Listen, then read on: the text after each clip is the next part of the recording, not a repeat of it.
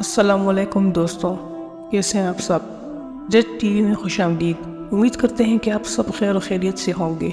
دوستوں، آج کی ہماری ویڈیو حضرت علی رضی اللہ عنہ کے بارے میں ہے۔ ایک دفعہ حضرت علی کوفہ میں خطبہ دے رہے تھے۔ ہزاروں کا مجمع تھا کہ ایک شخص کھڑا ہوا اور کہنے لگا، میں اور میرے بچے 2 دن سے بھوکے ہیں اور میں 500 درہم کا مقروض ہوں۔ قرض خواہ آمادہ فریاد ہے۔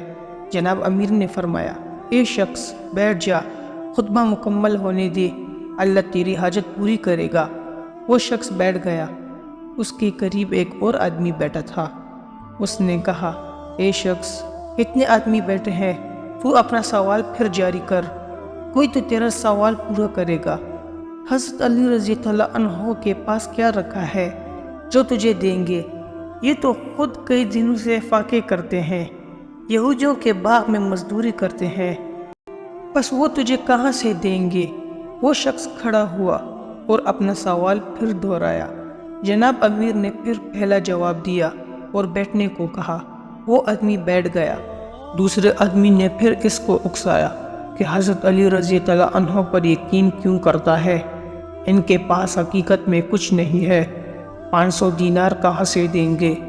یہ آدمی پھر کھڑا ہو گیا اور اپنا سوال پھر دہرایا کہ حضرت علی رضی اللہ عنہ نے کہا، اے شخص بیٹھ جا، خطبہ ختم ہوا چاہتا ہے، میں تمہارا ذمہ دار ہوں کہ پروردگار عالم تیری خواہش ضرور پوری کرے گا، خطبے کے بعد مجھ سے مل لینا۔ بس وہ آدمی یقین کرتے ہوئے آرام سے بیٹھ گیا۔ خطبہ ختم ہوا۔ حضرت علی رضی اللہ عنہ خود چل کر اس شخص کے پاس آئے اور ایک طرف جنگل کی جانب اس کو لے کر چل دیے۔ کچھ دور چلنے کے بعد اسے کہا، آنکھیں بند کر۔ اس نے آنکھیں بند کر لی۔ فرمایا، کھول دے۔ آنکھیں کھلوانے پر معلوم ہوا کہ ہم مصر کے بازار میں کھڑے ہیں، غلاموں کی خرید و فروخت ہو رہی ہے۔ فرمایا، میں تیرا غلام ہوں، مجھ کو 500 درہم میں فروخت کر دے، خبردار زیادہ مت مانگنا۔ وہ شخص حیران ہوا، مگر حضرت علی رضی اللہ عنہ کے زور دینے پر ایسا ہی کیا۔ ایک بادشاہ کا وزیر وہاں موجود تھا۔ اس نے پہلے تو دیکھنا شروع کیا اور پھر قیمت معلوم کی۔ 500 درہم بتائی گئی۔ اس نے 500 درہم اس کے حوالے کیے۔ اس آدمی نے اپنی راہ لی اور حضرت علی رضی اللہ عنہ وزیر کے ساتھ بادشاہ کی خدمت میں حاضر ہوئے۔ تو بادشاہ نے کہا، اے شخص، تو کیا کام کر سکتا ہے؟ فرمایا، جو کچھ بھی حکم ہو بصر و چشم بجا لوں گا۔ بادشاہ بہت خوش ہوا اور کہا کہ پہلے تو یہ کام کرو، ایک اژدہا ہر سال یہاں اس شہر میں آتا ہے اور بہت سے آدمیوں کو نگل جاتا ہے۔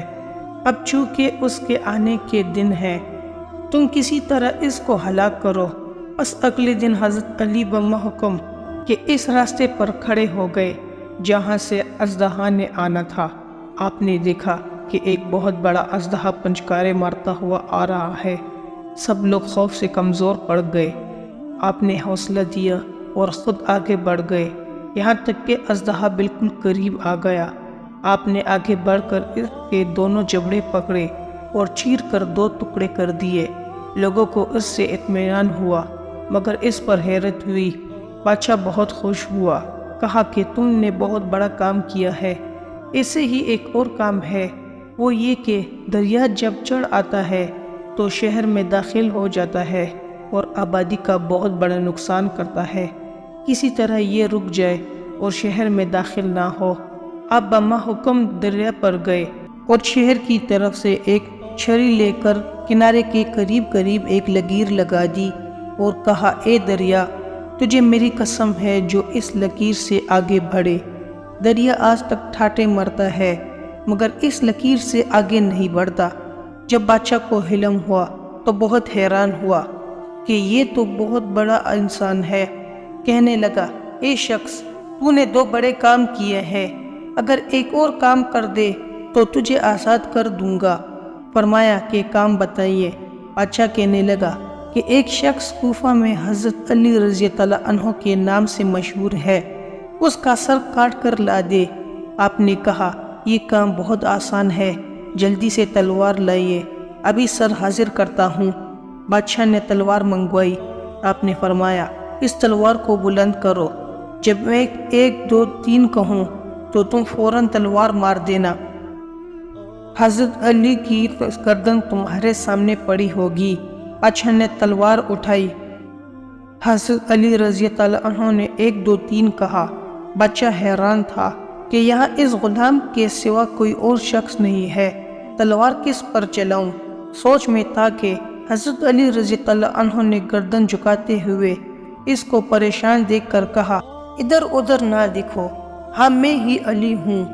یہ آواز سنتے ہی تلوار پھینک کر بادشاہ حضرت علی رضی اللہ عنہ کے قدموں میں گر پڑا اور کہا کہ اگر حضرت علی آپ ہیں تو میں ایسے علی رضی اللہ عنہ کے خدا پر ایمان لاتا ہوں، مجھے آج تک دھوکے میں رکھا گیا۔ حضرت علی رضی اللہ عنہ نے اپنے رسول اللہ صلی اللہ علیہ وآلہ وسلم کا کلمہ پڑھایا۔ وہ بادشاہ اپنے تمام خاندان کے ساتھ مسلمان ہو گیا۔ حضرت علی رضی اللہ عنہ نے اسے دعا دی اور کوفے کی راہ پر چل پڑے۔